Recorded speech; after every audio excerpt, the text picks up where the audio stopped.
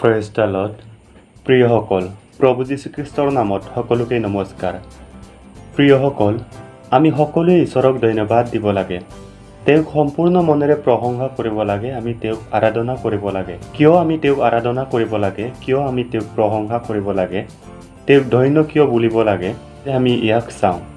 গীতমালা ৬৬ অধ্যায় ২০ পদত আমি চাবলৈ গ'লে, ঈশ্বৰ ধন্য, তেওঁ মোৰ প্ৰাৰ্থনা অগ্ৰাহ্য নকৰিলে আৰু মোৰ পৰা নিজ দয়াও দূৰ নকৰিলে।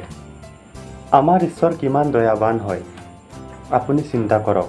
তেওঁ ইমান সৰ্বশক্তিমান ঈশ্বৰ হোৱাৰ পাছতো আমাৰ সৰু সৰু প্ৰাৰ্থনাৰ উত্তৰ নিদিয়াকৈ থকা নাই।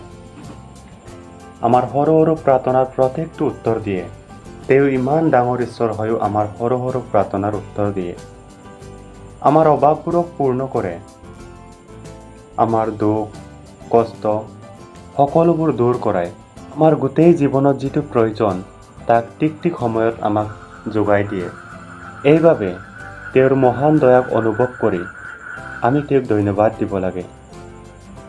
ঈশ্বৰক প্ৰশংসা কৰিব লাগে। আমি শুদ্ধ মনেৰে তেওঁক আৰাধনা কৰিব লাগে। আমি তেওঁৰ যোগ্য নাছিলোঁ। তেওঁ যে আমাক ক্ষমা কৰিব এনে আমাৰ কোনো গুণ নাছিল। কিন্তু সৰ্বশক্তিমান ঈশ্বৰে আমাক দয়া কৰিলে, আমাক নৰকৰ পথৰ পৰা ঘূৰাই আনিলে। এইবাবে তেওঁক ধন্যবাদ দিব লাগে, তেওঁক প্ৰশংসা কৰিব লাগে, তেওঁক ধন্য বুলিব লাগে। মই ঈশ্বৰৰ বাক্য প্ৰচাৰ কৰিবলৈ যোগ্য নহয়, কিন্তু ঈশ্বৰে মোক দয়া কৰিলে। এইবাবে আপুনি য'তেই থাকক, যি কামেই কৰক, যি ব্যৱসায়েই কৰক, ঈশ্বৰক ধন্যবাদ দিয়ক, ঈশ্বৰক প্ৰশংসা কৰক, ঈশ্বৰক সম্পূৰ্ণ মনেৰে আপুনি আৰাধনা কৰক।